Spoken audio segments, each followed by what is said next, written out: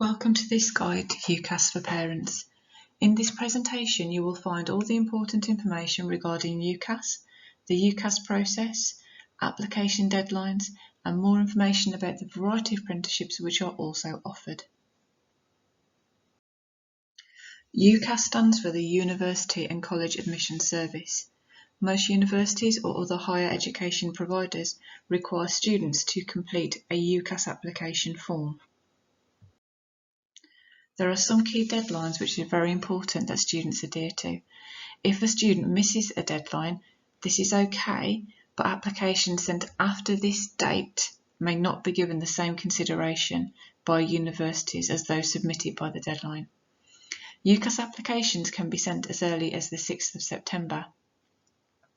The first deadline is the 1st of October for music courses at Conservatoires. 15th of October is the deadline for all Oxbridge, medicine, dentistry and veterinary medicine courses, but most undergraduate courses have a deadline of the 15th of January at 6 o'clock.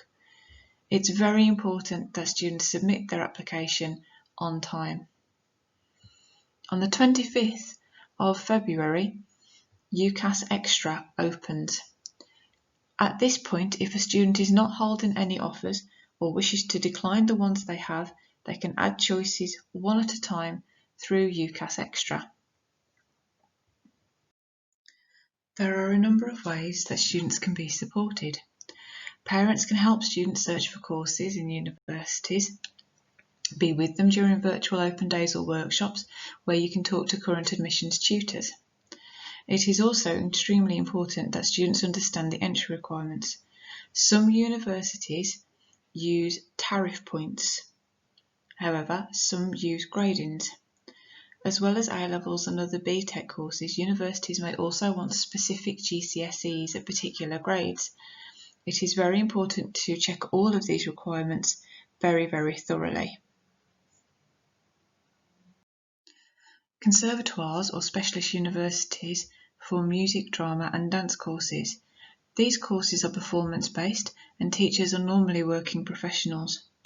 Courses at these universities normally run from 9 to 5 and follow a work-based pattern. If students wish to apply to a conservatoire, then please come and speak to Mrs. Howard as soon as possible.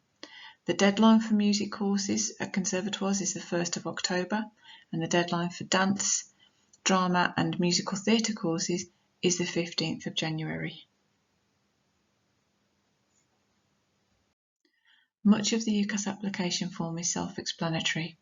Students will be asked to provide their personal details, additional information about themselves, how they wish to finance university, their choice of university, their examinations so far, any employment history which could be relevant, and their personal statement.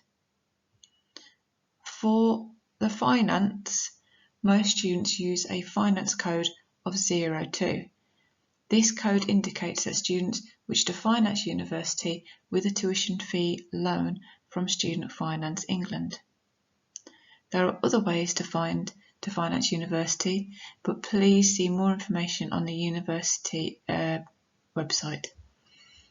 Students can fill in the form as they go, saving it as they progress, and then this can submit it when they're ready.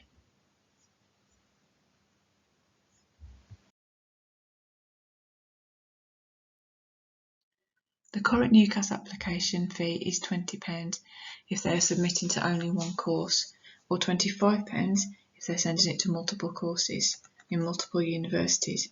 Students must pay for this using a debit card, and then the application will be sent to the school ready for submission to UCAS.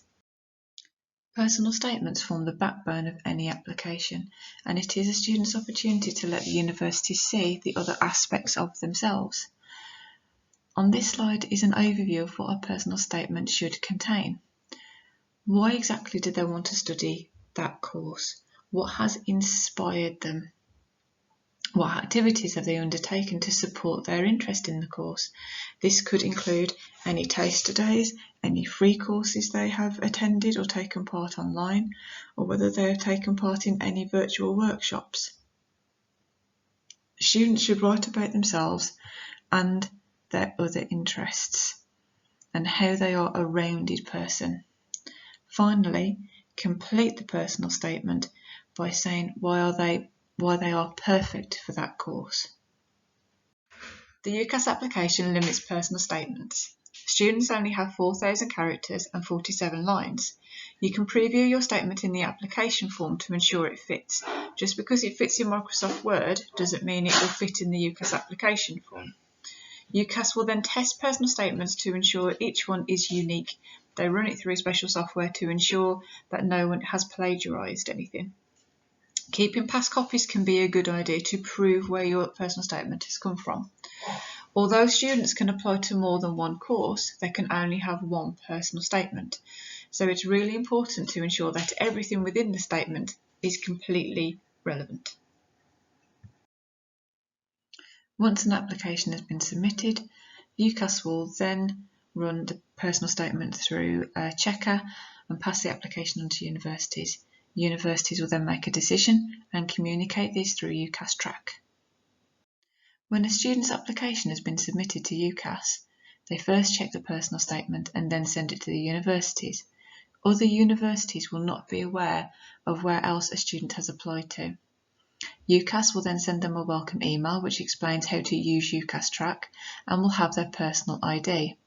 When a student talks to UCAS or a university, it's very important to have their personal ID, as this is how they will find a student's application. UCAS Track is where students can monitor the progress of their application and then reply to university offers. Universities give out a variety of different offers. The most usual offer is a conditional offer. Most universities require students to meet entry requirements, which are normally exams. They can accept this offer as their firm choice, and then they will accept an insurance choice. It is very important that an insurance choice is still at a university that they wish to attend and is slightly lower than their firm offer. For instance, if a student chooses a university who offers them ABB as their firm choice, then their insurance choice might be an offer of BBC. Some students may gain an unconditional offer, but they may still have to meet any non-academic entry requirements. Students can use an unconditional offer as their firm choice, but then will not have an opportunity to have an insurance offer. However, an insurance offer can be used as an insurance choice, and people can still then hold a firm offer as well. Some student applications will be unsuccessful, and so the university will not be offering them a place. Or sometimes a student may withdraw an application. If a university withdraws an application, it might be because the university is no longer running that course, but they will let students know. All of the decisions will be found in UCAS Track. Once an application has been sent to UCAS, students can make some changes through Track if they wish to change university. This can be done up to 7 days after the application has been sent, but if it's up to 14 days, then students must contact UCAS directly. If they wish to change their personal details, they can do this at any point in Track, but if they wish to change a qualification, or say they were withdrawn from a qualification, then they must complete an amendment form. This is then sent to UCAS and then the universities. However, it is also a good idea to contact the university to gain their agreement.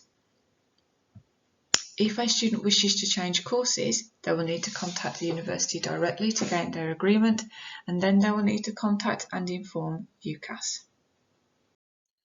However, university is just one of the options available post-18. An increasingly popular option is apprenticeships. Apprenticeships work on the basis of earn while you learn. A level 3 apprenticeship is called an advanced apprenticeship and are offered in a wide variety of sectors and industries. Students studying A-levels and BTEC courses at Bewdley Sixth Form are already studying level 3 courses. So if students can look for something that is at a higher level, that is better. Maths and English at grade C are often essential, and I've popped a little example below there, one of the really good ones with the RAF, which is a full-time career, and you gain an engineering level 3 qualification with this apprenticeship. However, some of the higher level apprenticeships might be of more interest to our students.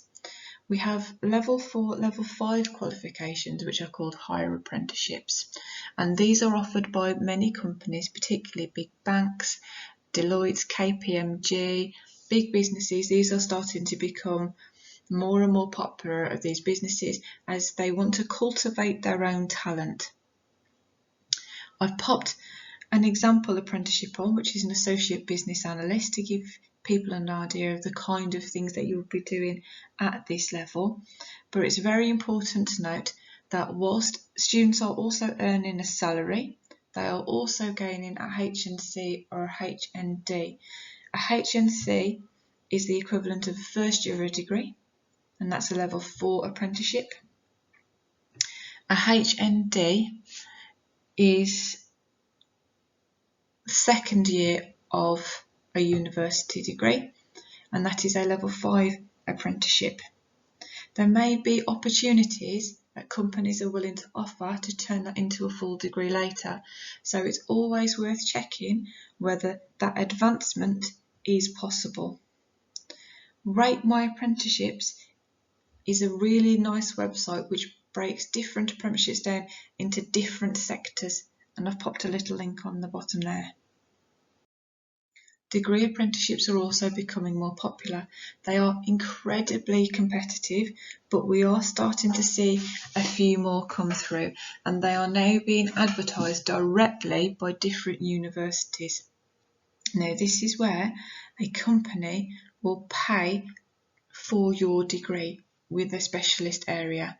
They will also pay you for your time. Again, I've added an example degree here, which is based down in London. It's in digital innovation.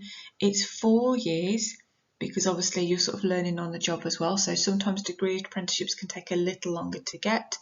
But there's the salary. And I've popped a little link onto the University of Warwick, who are advertising degree apprenticeships at the moment. There is a strong sector in business, but also for engineering and degree apprenticeships now. There are a number of websites which may be useful if you're looking for an apprenticeship. You can register online at apprenticeships.gov.uk, and this contains apprenticeships which are active all the year round. On this website you can apply for 10 apprenticeships at once and set up email alerts for areas of particular interest. However, it's important to note that every apprenticeship application is very much like a job application, and so it is useful to tailor each application to each company to give yourself and students the very, very best opportunity. We are very, very happy to go down and sit down with students and look at each application one at a time. Within Worcester itself, they've got the continue.org/apprenticeships, which shows vacancies within the Worcestershire area. And also companies offer their own apprenticeships through their own website. So if you're interested in working for somebody like Barclays or Rolls-Royce or Jaguar Land Rover, it's important to check their websites on a very regular basis, because they will have different apprenticeships in different areas pop up at different times. So if you can set up an email alert on those websites, it's incredibly important that students do so, and also very, very useful. I really hope you found this presentation informative, and if you've got any questions whatsoever, then please just email me.